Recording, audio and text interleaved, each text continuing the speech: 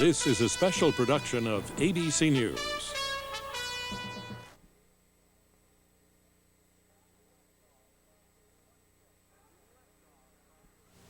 Liftoff of the 25th Space Shuttle mission, and it has cleared the tower. Engines beginning throttling down now. Engines at 65%, 3 engines running normally, 3 good fuel cells, 3 good APUs. Engines throttling up, 3 engines now at 104%. Challenger, go at throttle up. Roger, go at throttle up.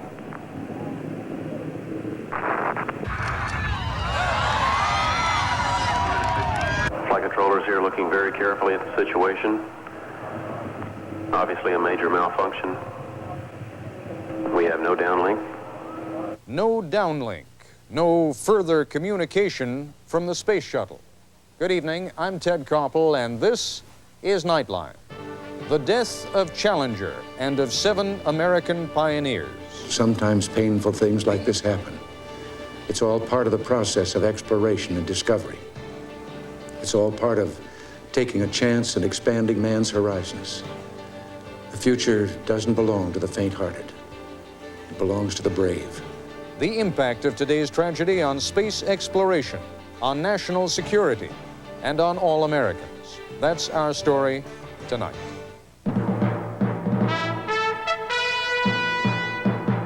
This is ABC News Nightline.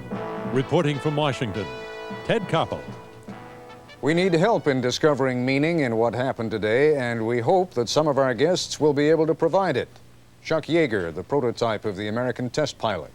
Ray Bradbury, whose visions of what lies beyond our world help prepare us for reality. We need help in coming to terms with the latest graphic television image. It has become as familiar as the other television images that mark a particular tragedy or near tragedy for us. The Kennedy images from Dallas and Los Angeles, Martin Luther King in Memphis, and President Reagan's brush with death here in Washington. And now the image of Challenger clinging like a moth to an orange silo, rolling slowly onto its back, and finally exploding into fire and graceful white tendrils of smoke. Television has served all day and will serve for some time yet to come as the national mechanism by which we begin to vent our grief and our curiosity all at once. It is also the mechanism by which our leaders try to point the rest of us toward the purpose in what today at least seems like such a tragic waste. As Nightline correspondent Jed Duval reports, the astronauts who died today were cut from a familiar and terribly important strip of cloth. They were more than astronauts, of course, more than swashbucklers. They had the spirit of the seeker, the explorer, the one who wants to reach the edge of experience and have a look. They, the members of the Challenger crew, were pioneers. And I want to say something to the school children of America who were watching the live coverage of the shuttle's takeoff. I know it's hard to understand, but sometimes painful things like this happen. It's all part of the process of exploration and discovery. It's all part of taking a chance and expanding man's horizons. The future doesn't belong to the faint-hearted. It belongs to the brave. The Challenger crew was pulling us into the future, and we'll continue to follow them. They were part of us, chosen from among 230 million Americans, and they took us with them out there to the edges. Each one is part of a group of darers in history, those who went out looking, groping into the unknown. Amelia Earhart did it herself, braving bad weather and a terrifying 3,000-foot drop when her aircraft iced up. Earhart became the first woman to solo across the Atlantic. A generation before Judy Resnick, an aerial pioneer by the name of Amelia Earhart had flown across the Atlantic by herself and was trying to go around the world when she disappeared in 1937. Today we can take flying for granted because there were Amelia Earharts. You can think of Ronald McNair as the same sort of darer as Maxie Anderson and Don Ida. They were 2 American balloonists killed in a balloon race in Germany 2.5 years ago. Anderson, who had ridden a balloon across the Atlantic, once said, "Maybe we're all crazy, but someone must do this." Why do people do these things? For a buck? No, drug dealers do it for money. For fame? There are easier ways to that. Why have people always done it? For the wonder of it. To go out there and look back at the blue planet.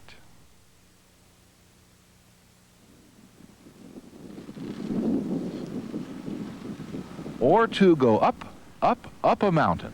George Mallory and Andrew Irvine did that, went up Mount Everest, and died in the attempt, at the top or short of it, we'll never know. It was Mallory who said, when asked why climb Everest, because it is there. Challenger Commander Francis Dick Scobie would understand. Because it is there. They have that to share, you see. If not time and place, they share the spirit, the dare, and the wonder. Spirit, bravery, and commitment are what make not only the space program, but all of life worthwhile.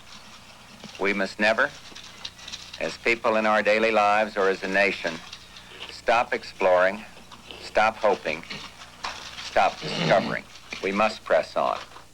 Is not Mike Smith, Navy commander and the pilot of the Challenger, cut from the same cloth as the leaders of the expedition 400 years ago that brought the first English settlers to America? The very first ones, daring something, seeking something, who died at Roanoke Island, North Carolina's lost colony. Soon we'll know more about what killed the 7 today than has ever been discovered about what killed those early seekers. Without them and those who followed, history, and our lives, of course, would be very different. Colonel on the South Pole, Scott and 4 others started out in late 1911, found the pole early the next year. Later, the bodies of all 5 were found with their diaries. Without the Robert Scotts, we wouldn't know there was a South Pole. Without Marie Curie, we wouldn't have X-rays. Did she know the chances when she worked with radium and eventually contracted leukemia? Did Christa McAuliffe know the chances? Did either woman think about those chances? Was exploring too. He was to conduct the science tests aboard the spaceship. He and the others were reachers for something special. They had, in some ungenetic way, inherited a spirit that takes them over the land, over the sea, over the air. They lead, and we follow. On this day 390 years ago, the great explorer Sir Francis Drake died aboard ship off the coast of Panama. In his historian later said, he lived by the sea, died on it, and was buried in it. Well, today, we can say of the Challenger crew, their dedication was, like Drake's, complete. The old Navy hymn, Eternal Father, that mourns and salutes the seafarers, got a new verse after the birth of aerialists, the aviators. That verse goes, Lord, guard and guide the men who fly through the great spaces in the sky. Be with them always in the air, in darkening storms or sunlight fair. Oh, hear us when we lift our prayer for those in peril in the air. Jed Duval for Nightline from Washington. Not that all our pioneers die in the attempt. When test pilot Chuck Yeager set out to break the sound barrier in October 1947, many thought his aircraft would explode. It didn't, and later the World War II hero expanded the limits of flight even further, becoming the first person to fly at over 1,600 miles an hour, more than twice the speed of sound. General Yeager joins us now live from our affiliate KOVR in Sacramento, California. And in our Washington bureau, Senator Jake Garn of Utah, who last April was a crew member on Discovery in Shuttle Mission 16. Senator Garn was the first lawmaker to fly in space. But, General Yeager, I want to start with you, and I hope you're going to be able to help us, as I suggested at the beginning of this program, understand what it is that motivates men like you and women like those who died today. Well, Ted, I think one of the big things that myself, for instance, I had a duty to perform back in 1947 when I was flying the X-1. That was research flying, and I equate it a lot like combat flying. When you are sent into a war and you fly a mission, you don't give an awful lot of thought about the outcome. What you do, you weigh the rewards against the risk. And I think that same attitude follows right on into our space program. the guys and gals who were involved in the unfortunate accident today made an evaluation. They weighed the risk against the rewards that they were after, and that's the way I think all people look at this who are involved in it. Now, you understand, those of us who are not involved in it, and a great many millions of Americans obviously are not personally involved, will have to see those risks as weighing a lot heavier than the rewards today. So help rectify that balance a little bit for us. Are the things that we find in space and all of the research that goes on and has gone on for a long, long time, opening up new frontiers of aviation and space research. And the one thing, if you fly on a commercial airliner today, you accept it as very little risk, yet people get killed on commercial airliners. And we are and will be faced with that same problem for a long time when you start fooling with high-tech equipment. I thought you were going to go in a slightly different direction. I thought you were going to say that because of the work that men and women like you and other test pilots have done, we are able to travel as comfortably and as securely on commercial planes today. I guess one of the questions that I have to ask you is, where do these flights, the kind of flight that went so awry today, where is that going to be taking us? That will be taking us for many, many years into deep space research and development. The one thing that we're seeing happening today is the beginning of space exploration, and consequently what's coming about within the next 30, 40 years, you'll see a great deal of commercialization in space, and you'll see many companies involved in space technology developing new systems, new products, and also opening up deep space to uncover what is on Mars, for instance, or what are some of the moons of yours really made of. And that's what we see coming out of this whole space program. And yes, it's unfortunate that we lost the shuttle today, but in my opinion, it won't have a long-term effect on our space program per se. It'll have an immediate effect on the shuttle because obviously we won't launch as many payloads as we had planned this year. But as far as long-term effect, I don't think it'll have any effect at all because we've had something like this or similar accidents prior to today's shuttle. But we always regroup, find out what caused them, fix it, and press on. Senator Garn, you bridge that gap between those of us who have never flown or who look at it strictly from the ground and those who have. You've done both. You are a legislator. You are dealing with the reality of whether, in fact, manned flight now is going to be manned flight. Only very temporarily. First of all, we can't fly again until we do determine what the cause of the accident was and know how to fix it so that it doesn't happen again. But we can't stop. Ted, tonight I was with the Vice President down at Cape Canaveral. I met with the families in an extremely difficult time for them. Very hard to know what to say. You feel very inadequate. But Mrs. Scobie stood up before any of us said anything, and she said, "Mr. Vice President, Senators, we don't want the space program stopped. We don't want it slowed down, despite the tragedy that we have so personally felt today." And she said, "We know that our loved ones would feel that way." And she's right. I knew Mike Smith. I trained with him. He helped me for the first month of my training. I knew each one of them. It was a personal tragedy. But I can say the same thing. They would want us to go ahead. And General Yeager is being modest because what he said about commercial airliners today, because of great heroes of aviation like him. That's why we take commercial airline flying today for granted, because of people like him who push the frontiers. We'll see that happen in space. We're only at the beginning of space flight, like we were at the beginning of aviation when my father was a pilot in World War I. Everybody thought he was crazy when he was a pilot in 1917. And yet, because of those kind of pioneers, we all enjoy the benefits today.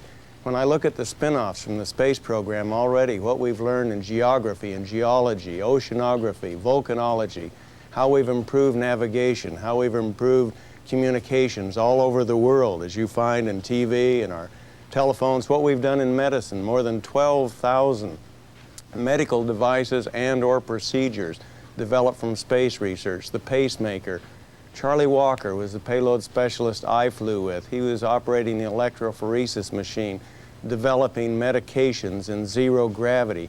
You're going to find a cure for a major disease in space someday, and that'll justify every dime we've spent from the beginning of the space program. It's just unlimited what we're going to be able to do, and the space program must continue despite this terrible tragedy. Senator Garn, you and General Yeager have well set the tone for us, but we've got a lot of very tough questions to address, and I hope answer in the course of this program. Please, gentlemen, both of you stay with us. Understandably, our focus tonight is on the loss of 7 brave people, but today's tragedy is going to set a lot of programs back and put a lot of schedules out of kilter. When we come back, we'll talk about those problems with former NASA official David Williamson. He says that losing at least one shuttle in some form of accident was a virtual certainty. And we'll be talking with Marcia Smith, who heads a national commission that's been looking at what our long-term goals in space ought to be. 1986 was scheduled to be the most ambitious year in shuttle history. 15 flights were planned, some just 3 weeks apart. Among the missions, in March, astronomers were to observe Halley's Comet from shuttle orbit. In May, a shuttle was to be tested as a launching base for interplanetary expeditions. A joint American-European mission was to study the sun. And in September, a billion-dollar telescope was to be released by a shuttle, which would allow scientists to see 7 times deeper into space than is possible from Earth.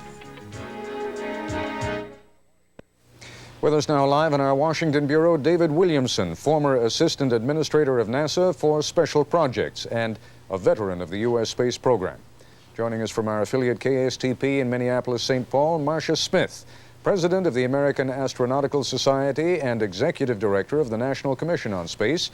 The commission was organized to suggest long-term goals for the U.S. space program to the President and the Congress, and it is scheduled to make a formal report on March 1st.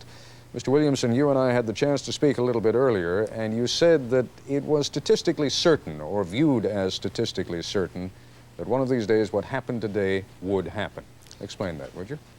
Back in '71, when we began really seriously building the space shuttle, one of the questions that obviously came to mind was how many do you build, and under what circumstances then do you have an attrition problem, that is to say, loss of the hardware.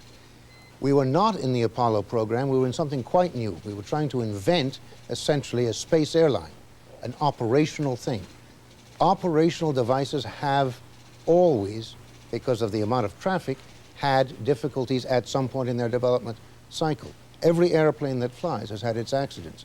We knew that if we were going to build just a very few shuttles, they were going to have to be extraordinary devices, and we had to count on having one ground loop while landing, for example. Something happened during a launch that even if it just broke a little bit, it would be out of cycle for maybe, a year, 2 years being repaired. But you didn't get that. Why? We kept running into what you might call the Washington problem. The Washington problem is, don't worry me with a problem that hasn't occurred yet. I'll give you enough money to do this year's bit. So we got enough money for 4 shuttles. We did not get enough for 5. We did not get enough for 6 or 7.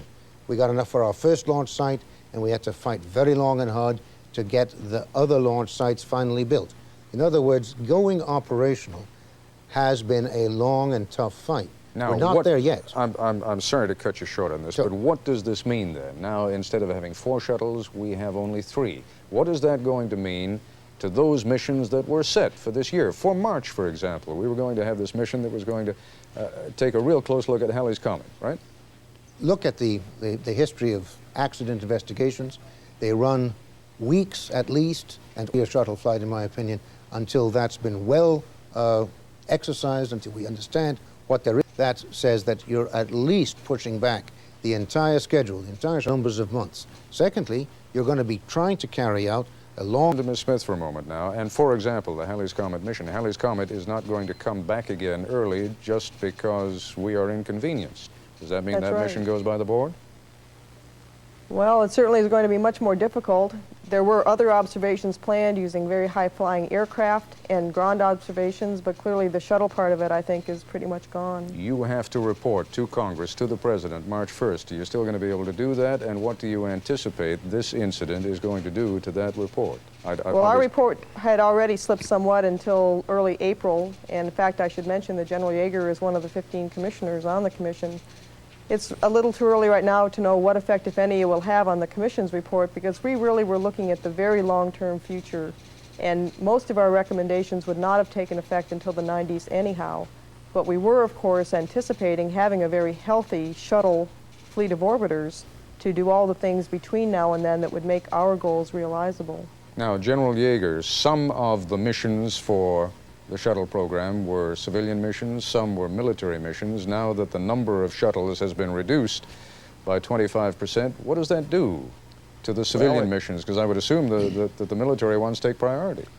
Well, yes, there will have to be a priority set, obviously, and what that priority will be will depend upon the present administration, and they seem to place an awful lot of emphasis on defense posture. And also, there's a lot of research that has to do with the so-called Star Wars concept that the shuttle was being used for. And I sort of agree with Marcia. It'll be a while before a decision or any type of reaction is made because of the unfortunate accident today, because it'll take quite some time before a preliminary report comes out of an accident investigation board. And we'll have to wait. But and you know, there's a lot of speculation going on, including amongst all of us here, and it'll be a while before any concrete findings come out of this thing and any decisions made. All right, gentlemen, and Ms. Smith, we're going to come back to this subject, but I want to expand things a little bit further when we come back. In a recent article in Discover magazine, author and historian Alex Roland suggested that the shuttle was a bad idea from the very beginning. Today's disaster, he now says, could end the program altogether. He'll join us live in a moment.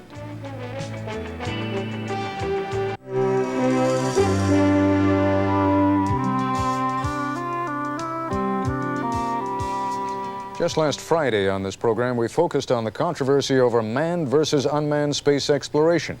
Our next guest has no doubts on that question. Joining us live now in our Washington Bureau, Alex Roland, former historian at NASA and currently a professor of the history of technology at Duke University. Did I overstate things? I saw you smile a little bit there. Perhaps just a little bit. That is, I'm not... State it in your own language. All right. I'm not categorically opposed to manned space flight, but I am concerned that in our manned space activity to date, we haven't seen missions for the crews that have gone into space that justify the extra expense involved. And I think there are really two kinds of expense. One is the human expense that we've all paid today and watch the astronauts and their families pay. And the other, of course, is the economic expense, that it simply costs more to send people into space. And I'm of the persuasion that almost any mission we can identify to do in space, we can build a machine to do it. Really? Cheaper and less dangerously.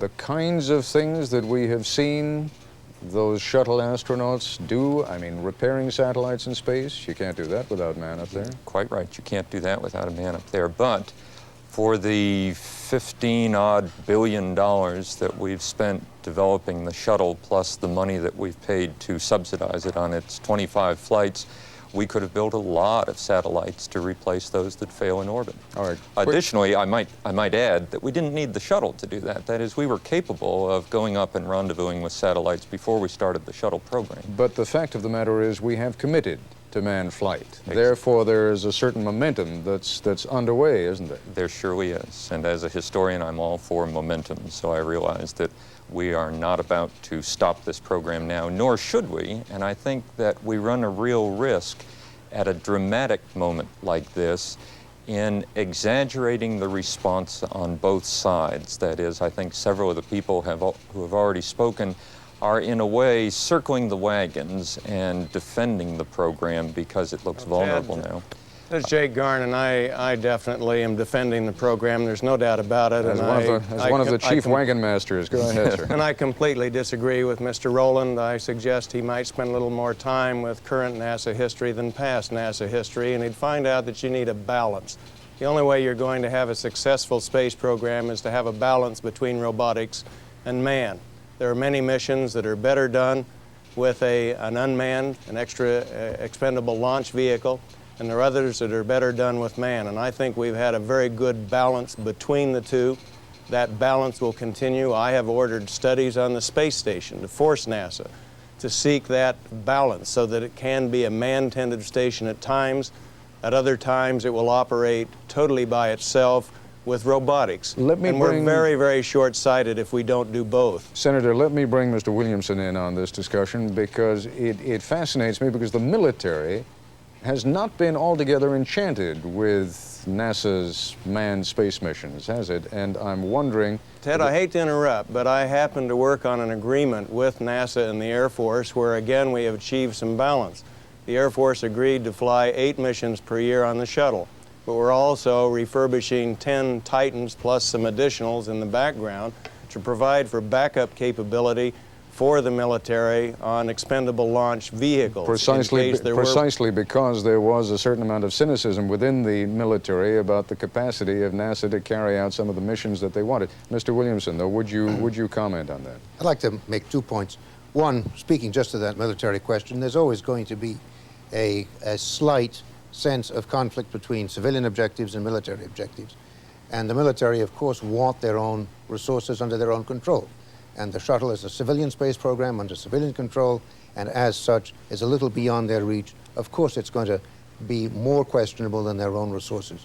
However, as Jake just pointed out, they are committed to using it. They've made enormous investments, both on the ground and in some of their space hardware, in order to be able to use it well. I'd like, though, to touch on the philosophical question that you were brushing up earlier, man versus unmanned.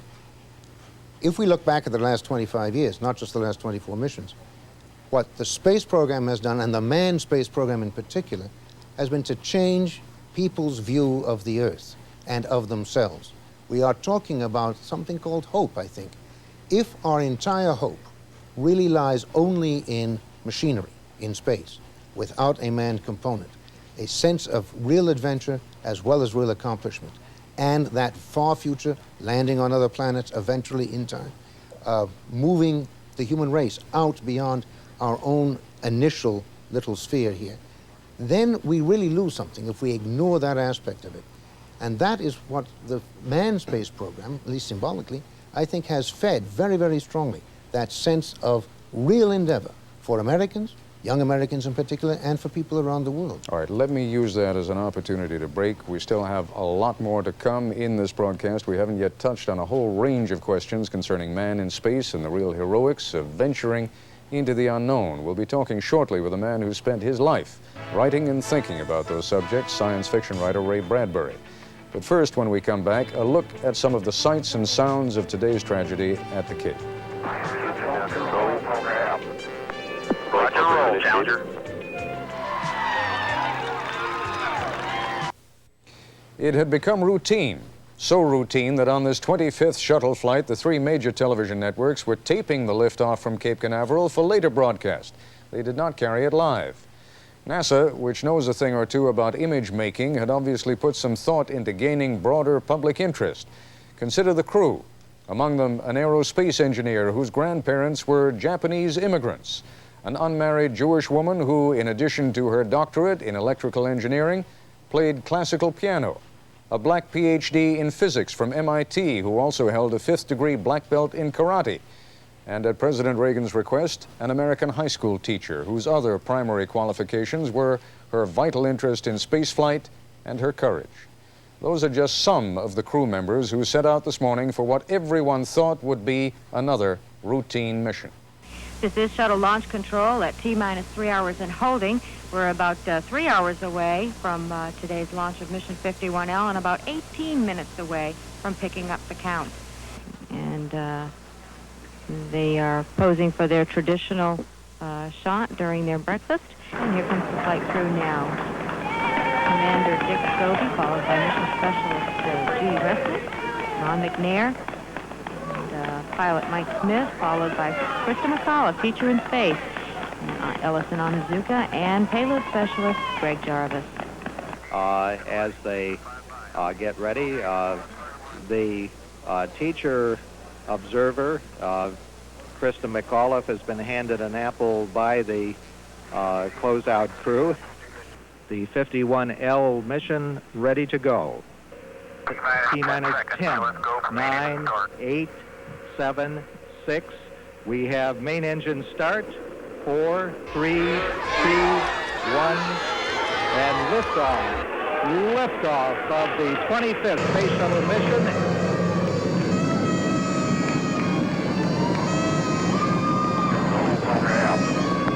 Roger, roll, Challenger.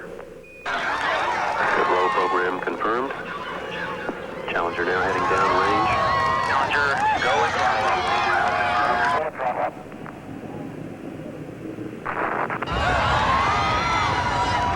15 seconds. Velocity 2,900 feet per second. Altitude 9 nautical miles. The vehicle has exploded. We are now looking at all the contingency operations and awaiting word from any recovery forces in the downrange field.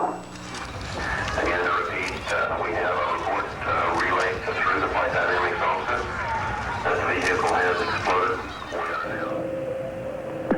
Flight controllers here looking very carefully at the situation. Obviously a major malfunction.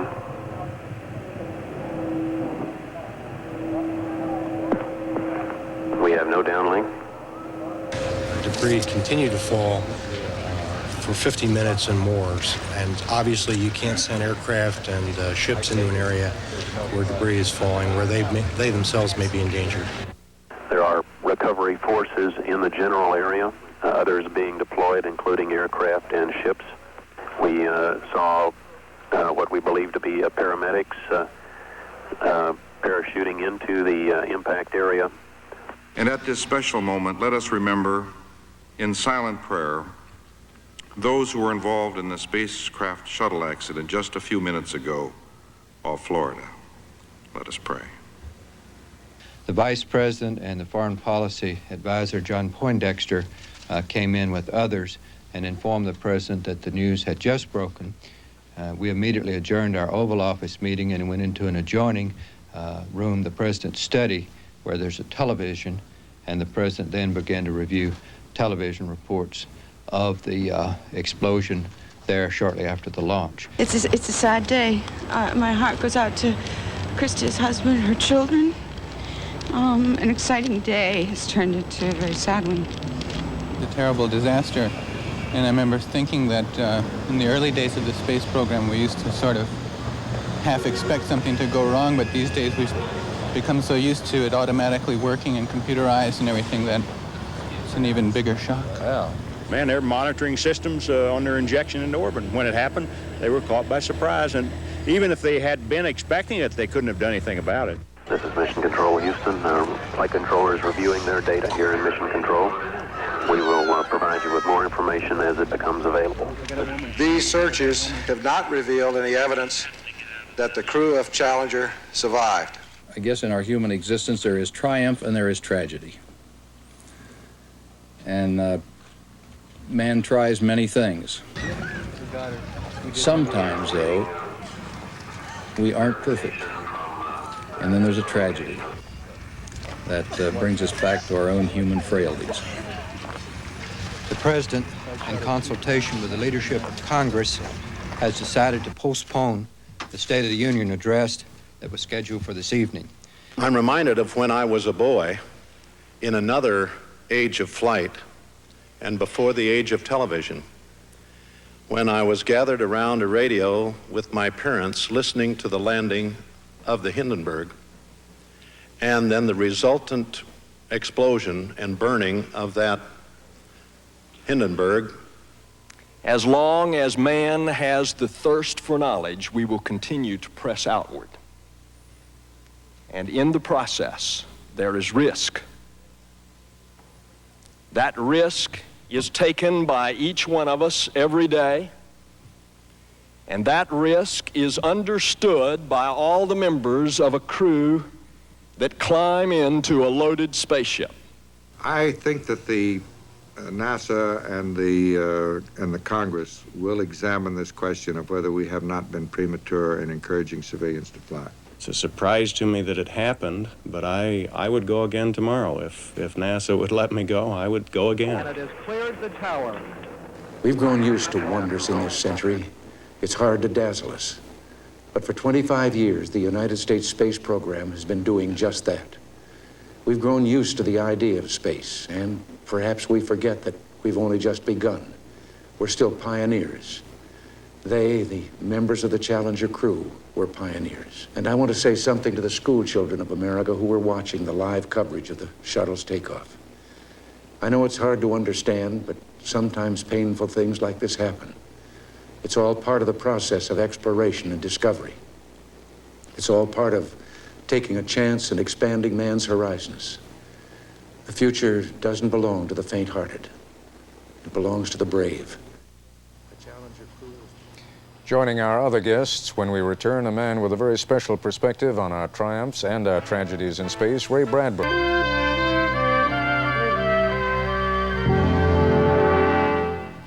He has been gazing at the stars much longer than most of us and with a great deal more vision than most of us. For 40 years, writers of science fiction, and he joins us now live from our Los Angeles bureau. And as always, Ray, you look far beyond today. So give us a taste as you see as being the ultimate culmination of manned spaceflight.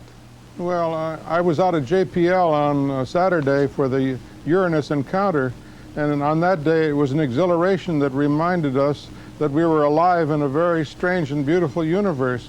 Now, a day like today teaches us the reverse, that we are also capable of dying. And then we ask the reason for this. Why are we exhilarated one day and destroyed the next? And I was reminded of a thing that I saw on television some years ago when Carl Sagan was showing us the structure of DNA molecules and enzymes of all things. And I thought, just 2 days ago, I wrote an article about this, where the universe shouts at us, and the universe is the universal enzyme, and we are these massive molecules of DNA, and we respond. For secret reasons, we've come alive in the universe, and we love the gift of life. So on Saturday, we celebrated the fact that we lived, and today we discover that we have to die in order to go on celebrating. Now, you spoke to me earlier this afternoon about the possibility of outer space providing us with an answer to the wars that we have been fighting. I'd love to be able to bring this program to some kind of a positive conclusion. We've brushed against so many different subjects. Go ahead, and then we'll go around among all our guests. Well, yes, we've always needed to be tested. That we like to know that we are strong, that we are imaginative, that we have willpower. Toynbee, many years ago, in his various books, spoke of the challenge of the future rushing upon us and challenging us to survive. We survive in many ways. Too often in the past, we have survived by destroying one another. And the wars of the past have been futile and ridiculous to most of us. Now all of a sudden we discover we have a war worth fighting. In other words, in the long night of time, we humans on this earth, in the middle of this universe, have a challenge. What is the challenge? Gravity, space, time, death, and darkness. Therefore, space travel has always meant to me our endeavor to fight the good fight, the best war, the one that's really worth winning, the positive war against time and death. And if we win that, with all the sacrifices that come with it, moving on out to the moon, to Mars, and then to Alpha Centauri someday, we will have won the supreme battle, and we'll go on living forever after that. Now, Marcia Smith, as you begin to prepare your report that goes to the President, that goes to Congress, is that a little bit too philosophical, a little bit too poetic, a little bit too far out, no pun intended? Well, we are very philosophical and far out at the Commission, and I'm not quite sure how far out we're going to be in our ultimate report. I'm not sure how much what happened today is going to affect our report. I would like to respond, however, to something that Alex Roland said and greatly take exception with what he said about machines being able to do everything that people can do. In the Soviet space program, they've already found out, for example, that the human eye looking down at an ocean sees very different things than a sensor looking down at an ocean. It can see patterns in the waves that the sensors can't see. Maybe someday we'll be able to build robot spacecraft that can exactly mimic what the human systems can do. But so far we don't have that capability. All right, quickly, Mr. Roland, a response from you. I want to give everyone just a chance to quickly round it off. Surely. I'd like to remind everyone that we have designed a machine to go to Mars to perform the most complicated of missions, that is, determine if there's life there. And we succeeded with the machine in sending it there, orbiting it, sending it down to the surface, collecting samples and testing for life. Any society that can build a machine like that can build machines to do lots of the things our astronauts are doing in space. Not all of them, but lots of them. And I don't think we should engage that cost and the human risk any more than we have to. General Yeager, you, for so many of us, personify the man in the cockpit, the man in the shuttle.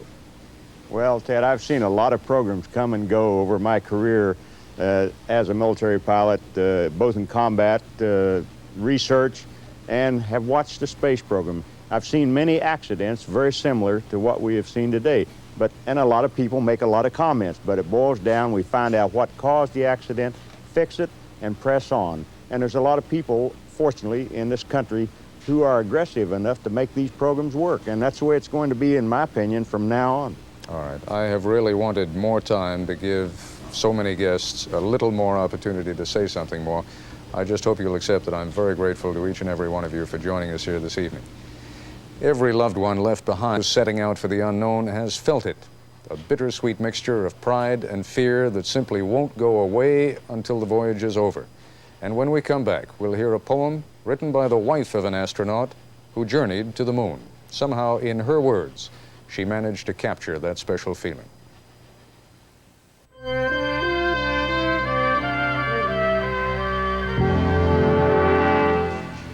And finally, a few words in behalf of those left behind, the wives, parents, husband, and children of the 7 astronauts who died today.